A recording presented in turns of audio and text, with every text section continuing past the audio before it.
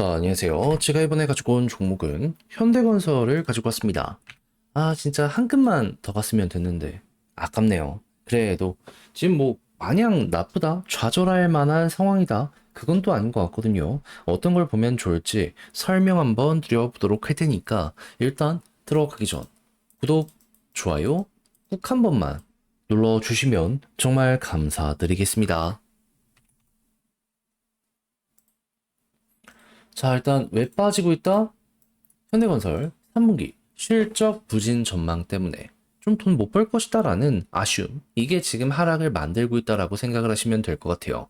그런데 지금 당장도 물론 중요하지만 주식에게 가장 베스트는 미래에 대한 기대치 아니겠습니까? 근데 최근에 현대건설 왜 반응했었습니까? 당장의 실적이 나쁠 것이다라는 요거 때문에 아니요.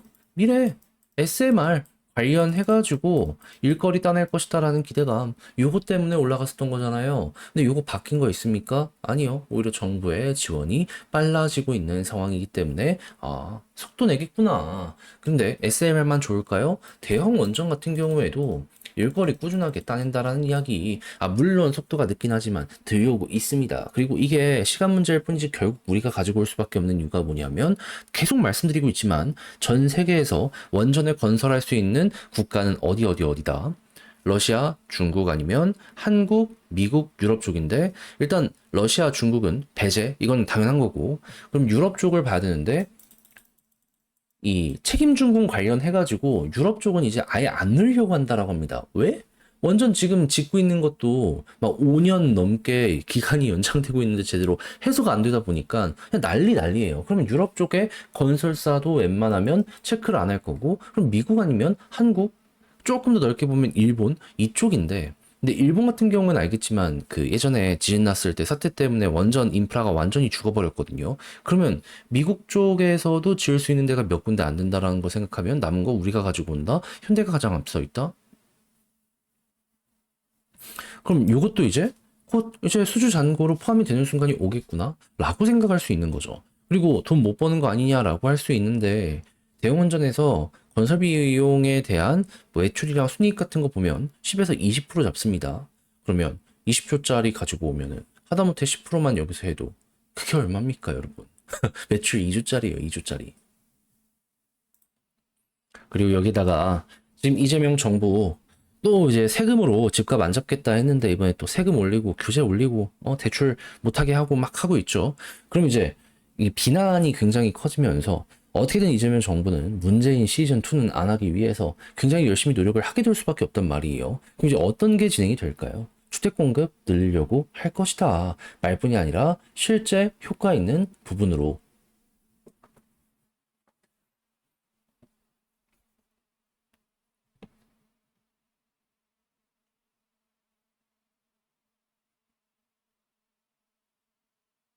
그러면 알잖아요. 우리나라 건설사 아파트 짓기 시작하면은 엄청 잘 짓고 그걸로 돈 많이 버는 거.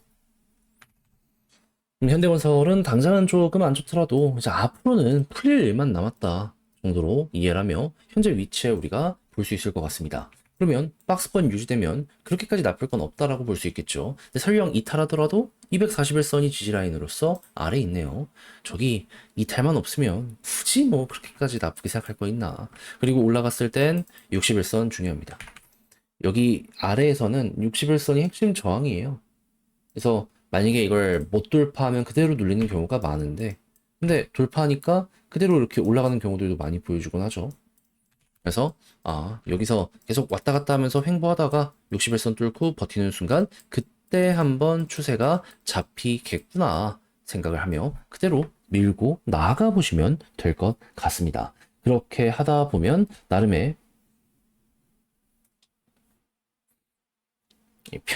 다시 평온함 이런 것도 느끼게 될 거고 그 다음 매물대가 있는 자리까지 수월하게 공략도 될 거예요. 그런 다음에 그 다음 매물대 자리까지 돌파하면 한 번 더 고점 뚫고 올라가는 이런 것까지 나타내게 될 거고 그러면 현대건설 이제 봄에 있어서 크게 뭐 여기서 흔들린다든가 그런 건 없어지게 될 수 있겠죠. 그럼 지금 봉을 바탕으로 글로쓰며 영상 마무리까지 해보도록 하자면 첫 번째 당장의 실적은 조금 아쉽더라도 미래에 대한 기대치는 여전히 높은 상황이다.